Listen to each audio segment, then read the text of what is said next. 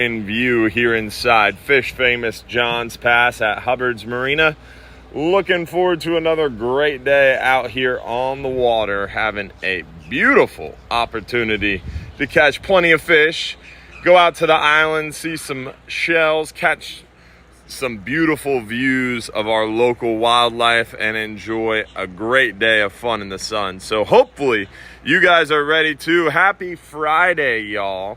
It is Friday and we are pumped for some good weather, great fishing, light loads, great opportunities to get out there on the water. If you haven't been out lately, you're missing out. Fishing is going well. Want to talk to you a little bit about the weather and a little bit about what's going on now, what's coming up, and more. Plus, we've got great events going on right now too, coming up, and also plenty of ways to come out and see us. So want to talk to you guys a little bit this morning on this beautiful Friday as the sun rises here for us. The sun rises in about 5 minutes or so we should get a great view of the sun rising as well.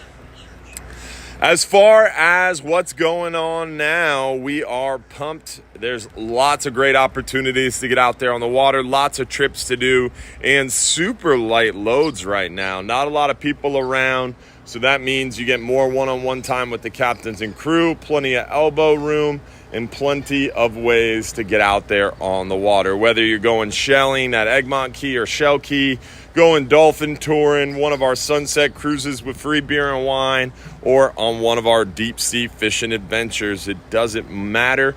Plenty of ways to get out there and tons of room on the boat.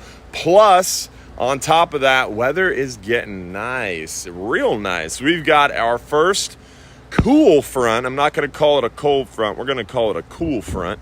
Temperatures are going to be in the low 70s during the day and during the morning at least, and mid 60s at night. It's going to get a little chilly. Probably should be about 65, 66 degrees here Sunday night, which is cold for us Floridians. And during the day, it'll warm right back up to the low 80s, upper 70s, but it won't be so humid. It's going to dry out for us a little bit, and those cool fronts will start getting more and more frequent, and then we'll get our first cold front, which will be a little bit more hardened down. Basically, these early season fronts, not very strong, not very windy, doesn't make the weather super adverse, doesn't make the temperature drop a lot, doesn't really shock the fish as much. It just kind of lets everybody know, hey, it's that time of year, guys, and things are going to start moving. So that's what we expect with this cool front. Nothing real shocking. Barometer's not going to fall out. It's not going to be blowing out of the north for 48 hours. Going to be a pretty brisk breeze. It's going to cool off. It's going to dry out, but not really a severe cold front. So it will affect the fishing to a point, but it won't have the severe dramatic effect that one of those big hardened down fronts have, where we get those 60-mile-an-hour frontal boundaries and it's blowing 35 out of the north for 48 hours. Those are cold fronts, and that will drop the temperature 30, 40 degrees in a very short amount of time, and that shocks the fish and really affects the fishing dramatically. This is a little bit different.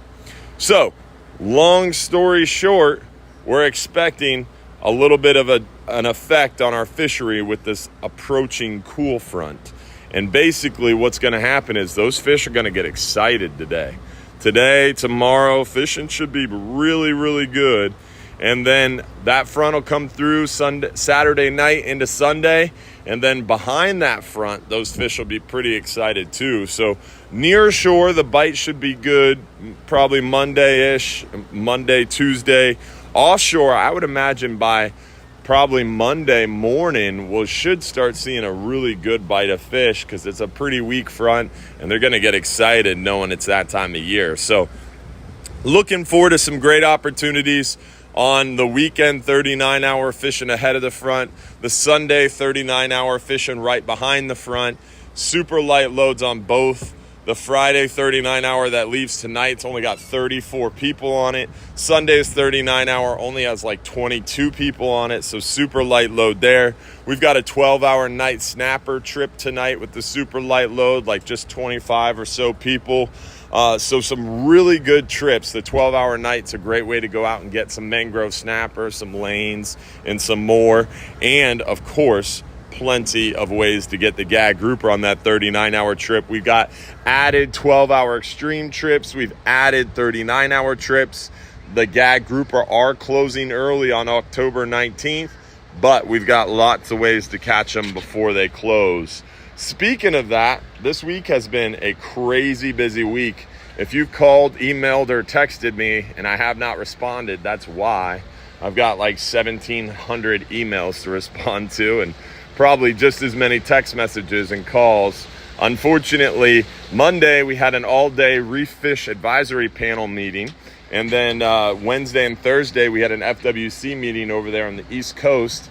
And it's just been a little bit of a chaotic week with all that stuff going on. But back at it today and tomorrow and Sunday, gonna get caught up. And the FWC meeting was eventful. Definitely a lot to talk about Sunday night for our live stream show. Hopefully you'll tune in. Every Sunday night we do our live stream show at 7:30 p.m. where we talk about what's going on now, what's coming up, and more. We'll update you about what happened at that FWC commission meeting. We'll update you about what happened at the Reef Fish Advisory Panel meeting. We'll update you about what's going on with Gag Grouper and more. Definitely a lot to talk about, so don't miss out. And then tomorrow, you want to come hang out, you want to come see me in person and have a grand old time. Tomorrow in Safety Harbor at Safety Harbor Marina Park, there is a big fishing expo from 10 a.m. to 5 p.m. I'm going to be speaking at that event at 11 a.m. in the seminar tent. Cap Mike Anderson's going to be speaking at 10 a.m. Both Cap Mike and I will be hanging out for a little bit at that event. Definitely going to be a good time. There's lots of great food, lots of great vendors. I'm going to be walking around a little bit as well. So come on down to Safety Harbor's Marina Park tomorrow for that event. And then next weekend, October 15th, we've got Bass Pro Shops at 2 p.m. So really, really, really great opportunities to come hang out and join me in person either tomorrow at the Safety Harbor Marina Park at 11 a.m. or October 15th at Bass Pro Shops at 2 p.m. So 2 in-person events coming up, plus always our Sunday night live stream show at 7:30, our Saturday morning Real Animals radio show from 6 a.m. to 8 a.m., stream live on our Facebook page, and then, of course, our Friday morning Fox 13 segment, too. So lots of great ways to join us.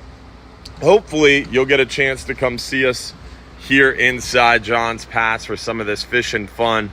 Really doing well on the gags offshore. We got scamp grouper, big mangroves, yellowtails, vermilions, and more. Then near shore, the hogfish, the lane snapper, the mangrove snapper.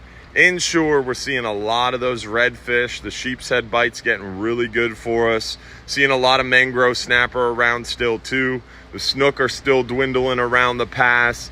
You've got flounder picking up, still some pompano around, late season tarpon, plenty of sharks. They're catching some big tarpon off the beach, shark fishing too, which is pretty cool. So great ways to get out and enjoy plenty of opportunities to catch tons of fish. Come out and see us. Don't forget, if you're too busy to go fishing, you're just too darn busy.